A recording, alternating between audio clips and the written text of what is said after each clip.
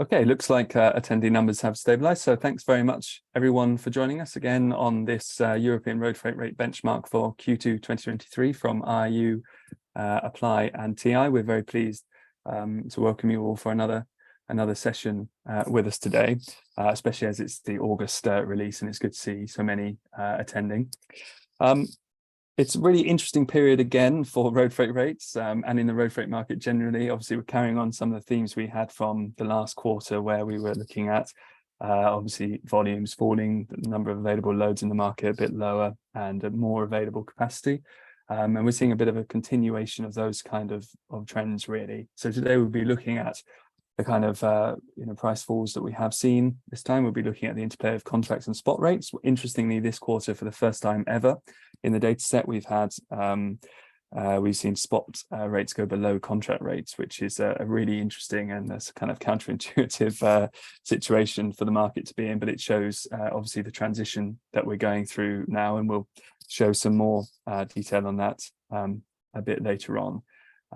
So another very interesting session. A bit of housekeeping before we get started. We'll be running the presentation as usual for about 25 to 30 minutes today, taking you through the overall European picture and then into some specific lanes. As we're a little later in August this quarter, we'll also be sharing some new data looking at what's been going on, not just in Q2, but obviously through July and August at the end of the session, as well as we look ahead to our expectations. Obviously the Q&A session will be at the end, and please do ask your questions in the Q&A app then, but also throughout the session. We'll answer as many as we possibly can, as usual, at the end. And one other thing to note, we will be running a poll during this session just to see what your expectations are for freight rates in the next quarter. So that will be about halfway through, but please do participate in that. It'd be great to get your views as well and throw those into the mix. And finally, we will be sharing a copy of the report with all registrants and attendees afterwards. So you'll get the report with all the graphs as we finish up. Okay, so let me welcome our panelists. Obviously, I'm your host today, Michael Clover, Head of Commercial Development at Transport Intelligence. Transport Intelligence, for those of you who don't know us, is a provider of strategic intelligence for the logistics industry, providing market forecasts for how we see the market developing, and also data and insights on how the road freight market and many other logistics market segments are developing too. And I'm actually joined by Nathaniel Donaldson today, one of our economic analysts and who leads our data team and is instrumental in working on this report. So I'd like to welcome Nathan. Thanks for joining today. Thank you, Michael. Pleasure to be here. Thanks, Nathan. And it's also a pleasure to introduce you to a new panelist on this report, Vincent Erard. He's a Senior Director, Strategy and Development at IU. Brilliant to have you with us, Vincent. Thanks for joining. And would you like just to introduce yourself and maybe a bit of IU for those who don't know the organization? Yeah, thank you, Michael. Good afternoon, everybody. So IU is a World Road Transport Organization. We are celebrating this year our 75th anniversary. So we represent companies operating in mobility and logistics services. We have around 175 members, mainly national associations, international corporates, OEMs, service providers, shippers, energy suppliers over 100 countries. And all what we do is linked to making mobility and logistics safer or more efficient or more sustainable. So notably we bring the industry together and advocate at regional and global levels. We manage or develop solutions to facilitate trade and transport.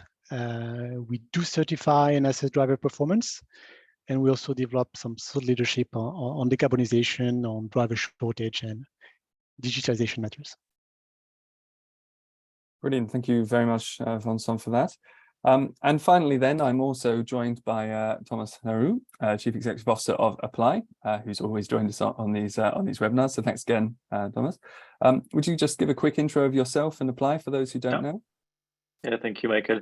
Hello, everybody. So Apply, you may know this company since we are doing that for a long time now with on this webinar, but Apply is a tech company dedicated to the supply chain industry, and we are mainly working on data and providing data, market insights, set of APIs, and a lot of technologies to supply chain people, shippers, carriers, freight forwarders, and the data that you will see in this webinar, data that we are collecting over our clients, our partners, and I think we can follow up on that, and I will start to explain a bit more in the following slides where the data are coming from.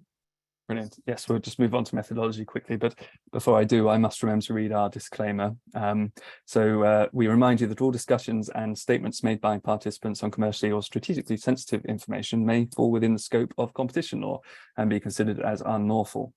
We invite you to refrain from sharing any information of such nature or entering into such discussions, including during breaks. Right, now we can move on to the methodology. So yeah, Thomas, would you like to come in on that again? Yeah, it's just a quick recap for you to know what we will share just after, where the data are coming from. So this is transactional data, meaning data coming from transport management system, from invoices directly of real shipments that happen. Here we will only focus today on full truck load data for general cargo. You will see both spot and contractual prices, and we will include the fuel in all the first part of the presentation. And at the end, we will exclude the fuel to try to see and forecast the following, the forthcoming months and quarters. And as you can see, the coverage that we have at Apply is quite strong in the biggest country in Europe. And we have opened since some weeks now, the north of Africa also countries for road transportation once again. Brilliant. Yes, lots of new data coming through then and always expanding. So it's fantastic to see. Right, we can move now on to our first content slide. As usual, we're looking really at the overall European picture on this slide here. So Nathan, could you just take us through the trend we're seeing this quarter? Yeah, sure. Thanks, Michael. So as Michael mentioned earlier, we're seeing the spot fall below the contract. Now this is the index and the actual prices, but it is showing that we're seeing a different trend we're seeing a similar trend, but we're seeing a more extreme trend in the spot market. Let's start with the contract market. So the index fell just 0.2 points versus the previous quarter.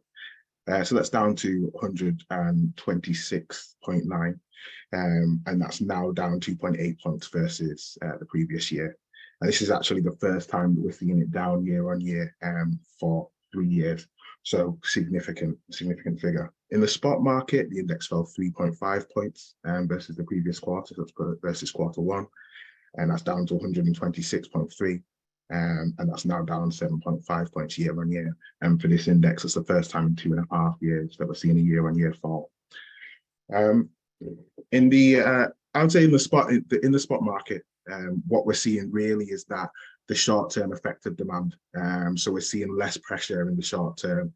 Now, most significant factors being obviously lower consumption. So we're seeing that high inflation has now eroded the consumer spending power in Europe.